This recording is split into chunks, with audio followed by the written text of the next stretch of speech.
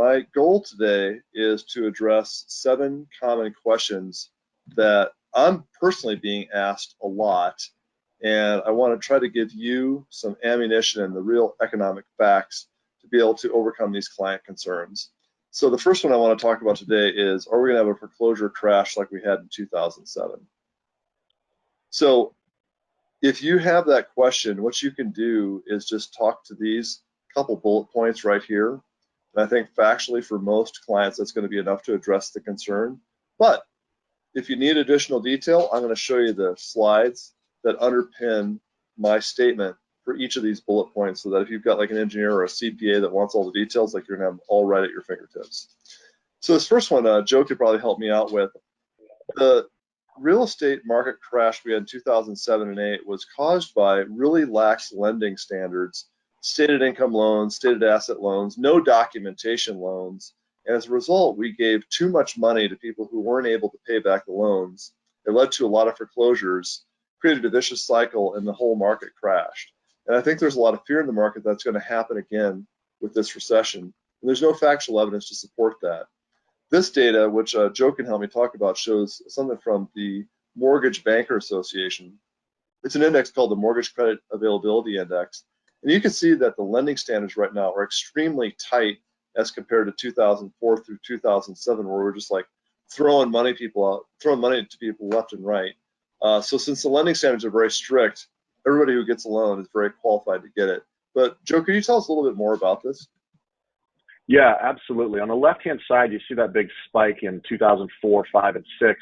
That's when, if you had a heartbeat and a pulse, you could get a new mortgage, right? There was stated income loans, there was no income verification, and that led to a lot of folks that were not necessarily qualified getting properties. And as soon as there was any type of turmoil, they were unable to make the payments. And so, I think the industry learned a lesson, and industry requirements are now very strict that we've got to verify the client's ability to repay, right? We have to verify their paycheck stubs, their tax returns, their self-employment income. And that was an important piece of the Dodd-Frank Act, was verifying the client's ability to repay. It does frustrate some people. They're like, well, I used to do stated income loans. That's true. They were great for a certain segment, but they kind of got misused, which led to that big run up and that big bubble. And you can see on the right-hand side, credit became a little bit looser in 2017, 18, 19, and then where it goes down into 2020, that was COVID.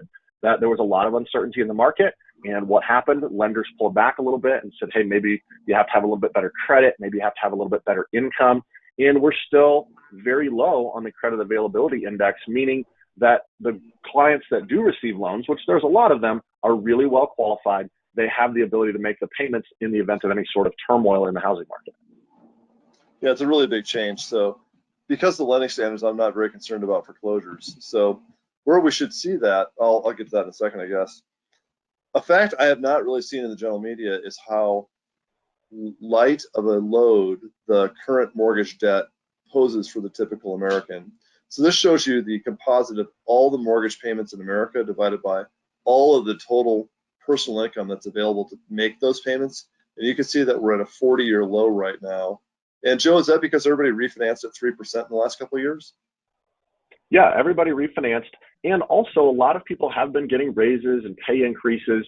It hasn't necessarily kept up with inflation or necessarily kept up with housing growth. And we're going to talk about that on the affordability chart. But yeah, there's a lot of, as a broad segment, the population can afford houses right now. And it's not overly burdensome to the overall national population. Yeah, so I think where you see that at is in the number of homes that are in distress. So if we take a look at this chart, over the last, say, 10 years, you can see in 2012, coming off that last recession, that we had about 35% of the sales were either a distress sale, like a short sale, or a foreclosure. And currently that is near zero. And that's largely just a function of the fact that everybody's got a relatively low mortgage payment, and they've got so much equity in their home. Like if they lose their job and fall behind, it's pretty easy just to hire one of us for 6% and go sell the house.